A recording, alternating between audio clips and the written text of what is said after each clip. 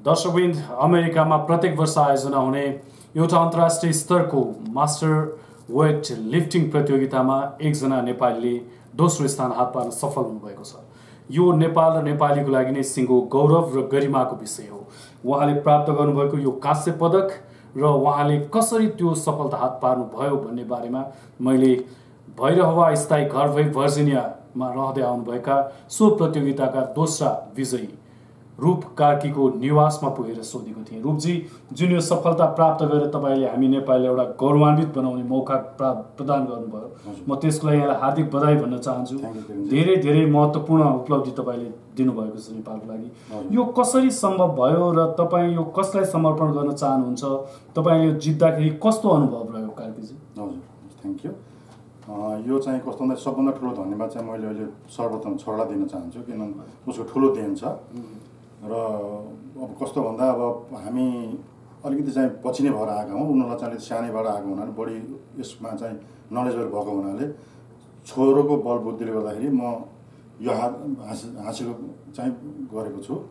र अर्को कुरा कस्तो भन्दा त्यहाँ गयो, त्यहाँ चाहिँ हजुरको संसारका बडा हजुरको बलवान अब मान्छे हेर्दा भनौँ न नेपालमा त्यस्ता मान्छे नै देख्दैन। त्यस्ता मान्छेहरूसँग चाहिँ गएर चाहिँ स्पर्धा गर्ने चाहिँ मौका पाएँ।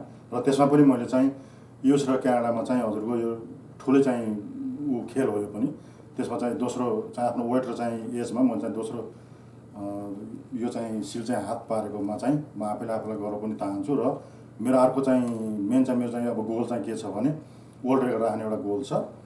त्यसमा भन्दा पनि आफूले गर्ने भन्दा पनि आफूले गरेर चाहिँ आफ्नो नेपाली दाजुभाइहरूको चाहिँ 4 जना चाहिँ संसारलाई चाहिँ चिनाउनु चाहिँ मेरो चाहिँ एउटा हबी छ। र यो चाहिँ अब मैले आफूले पाएको होइन, एउटा चाहिँ नेपाल र हाम्रो नेपाली दिदीबहिनी दाजुभाइ सबै चाहिँ ले चाहिँ पाएको चाहिँ म चाहिँ ठान्दछु। र मेरो चाहिँ ओरिजिनल घर चाहिँ बुटोल हो। अनि म सामान्य परिवारकै हो मान्छे, त्यस्तो ऊ चाहिँ होइन।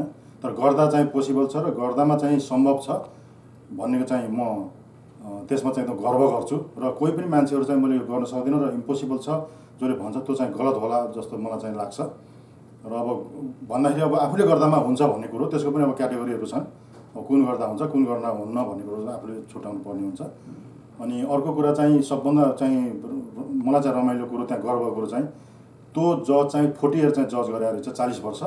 अब त्यसले चाहिँ एसियाबाट चाहिँ नेपालबाट आएको पहिलो व्यक्तिमा चाहिँ यति बलियो र चाहिँ दोस्रो स्थान चाहिँ हासिल गर्यो भने मलाई ढ्याप गर्दै त चाहिँ फ्युचरमा चाहिँ त चाहिँ यसलाई चाहिँ निरन्तर काममा चाहिँ त गरिस् भने त चाहिँ वर्ल्ड रेकर्ड चाहिँ राख्न चाहिँ सम्भव छ भनेर चाहिँ उसले चाहिँ जुन मलाई भने त्यो चाहिँ गर्व छ। र यो चाहिँ मैले चाहिँ हजुरको अब चाहिँ वास्तै भन्दाखेरि चाहिँ यो चाहिँ मैले प्राप्त गरेको होइन, एउटा चाहिँ हाम्रो नेपाल राष्ट्रले र नेपाली चाहिँ दाजुभाइ दिदीबहिनी लगायत सबै चाहिँ इष्टमित्रलाई चाहिँ यो चाहिँ म सर्व गर्न चाहन्छु।